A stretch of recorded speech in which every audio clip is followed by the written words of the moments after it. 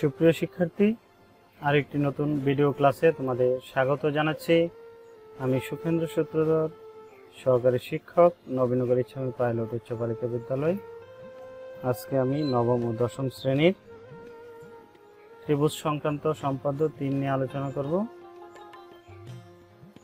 সম্পাদ্যটি হচ্ছে ত্রিভুজের ভূমি সংলগ্ন দুটি কোণ ও পরিসীমা দেওয়া আছে, ত্রিভুজটা আঁকতে হবে। প্রথমে আমি আমার সুবিধা মতো ত্রিভুজের একটি পরিসীমা P নিয়েছি এবং দুইটি কোণ, ভূমি সংলগ্ন দুইটি কোণ অ্যাঙ্গেল X ও অ্যাঙ্গেল Y নিয়েছি। তারপরে আমরা ত্রিভুজটি অঙ্কন করব। চলো এবার অঙ্কন শুরু করি। প্রথমে আমরা ত্রিভুজের যে কোনো একটা রশ্মি নেই। ত্রিভুজের যে কোনো একটা রশ্মি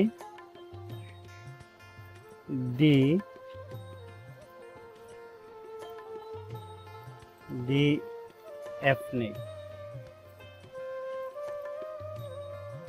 DF থেকে পরিসীমা P এর সমান করে। DF থেকে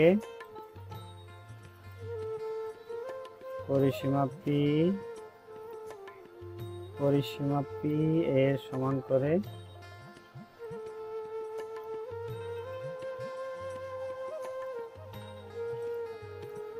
DE অংশ কেটে নিই। D ও E বিন্দুতে DE রেখাংশের একই পাশে অ্যাঙ্গেল X এর সমান করে X ও Y এর সমান করে দুটি কোণ অঙ্কন করব। প্রথমে আমরা X এর সমান করে D বিন্দুতে একটি কোণ অঙ্কন করি।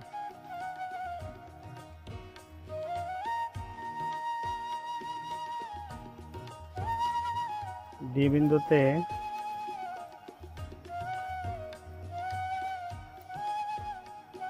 বিন্দুতে X এর সমান করে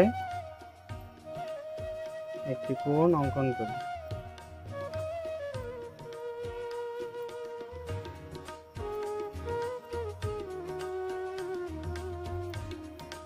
D বিন্দুতে অ্যাঙ্গেল X এর সমান করে EDL আঁকি।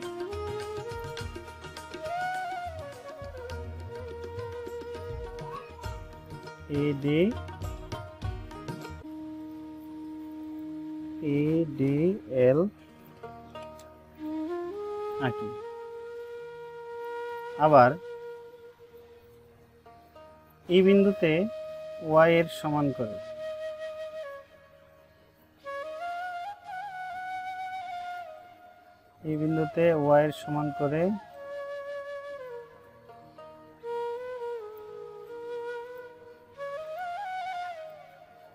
Y এর সমান করে আরেকটি কোণ অঙ্কন করি।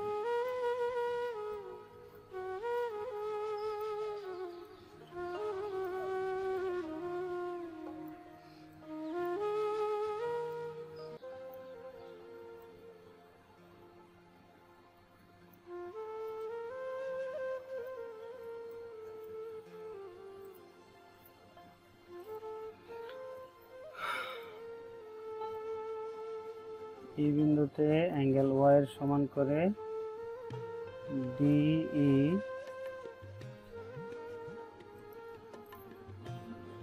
DEM আঁকি।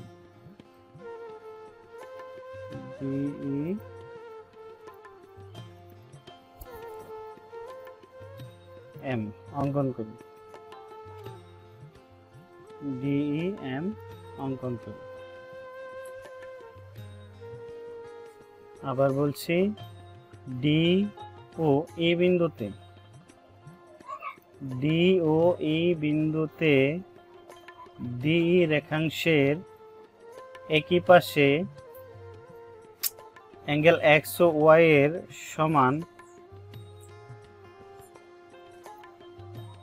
সমান করে যথাক্রমে EDL এবং DEM আঁকি। এবার আমরা এই ডি কোণ এবং ই কোণকে সমদ্বিখণ্ডিত করব। তো ডি ও ই কোণকে আমরা সমদ্বিখণ্ডিত করি। প্রথমে কি করব, এখানে ডি অর্ধেকের বেশি ব্যাসার্ধ নিই, অর্ধেকের বেশি ব্যাসার্ধ নিয়ে এভাবে একটা বৃত্তচাপ নিব, তারপরে আবার এই পাশ থেকে এইভাবে একটা বৃত্তচাপ অঙ্কন করব। তাহলে আমাদের এই ডি কোণটি সমানভাবে দুইটি ভাগ হবে।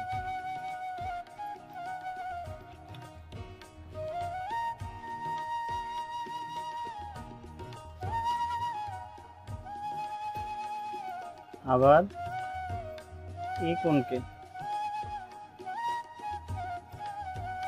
কোণকেও অর্ধেকের বেশি ব্যাসার্ধ নিয়ে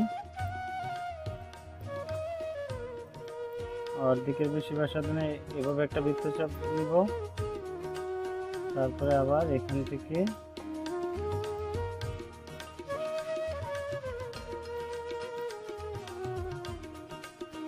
আবার এইভাবে একটা বৃত্তচাপ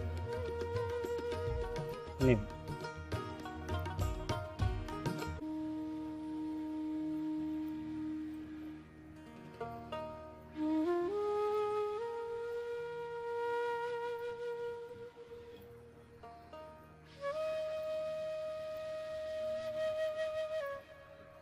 এবার কোণ দুটির সমদ্বিখণ্ডক যথাক্রমে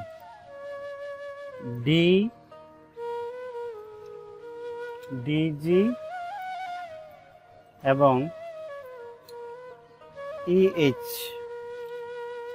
অঙ্কন করি। ডিজি ও ইএফ যেন পরস্পরকে এ বিন্দুতে ছেদ করে।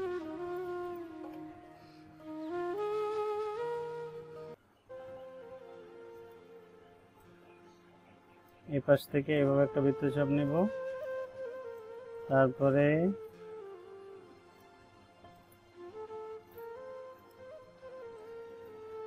আমি কি করব, ডি এর অর্ধেক কোণের সমান করে এখানে একটা কোণ অঙ্কন করব।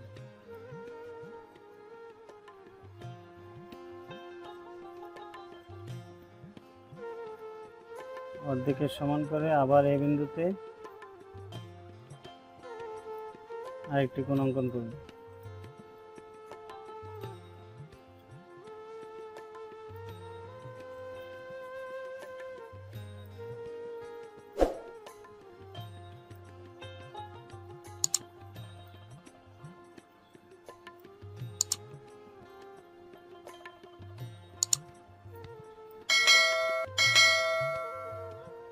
এভাবে ই এর অর্ধেকের সমান করে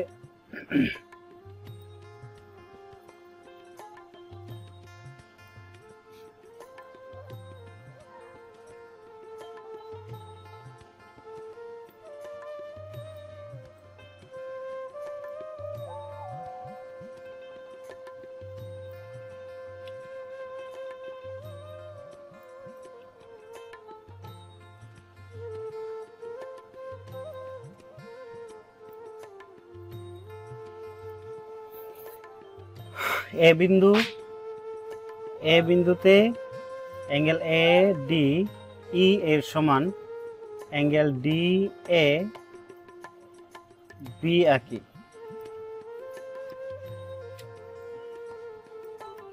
আবার অ্যাঙ্গেল এ ই ডি এর সমান করে অ্যাঙ্গেল ই এ সি আঁকি।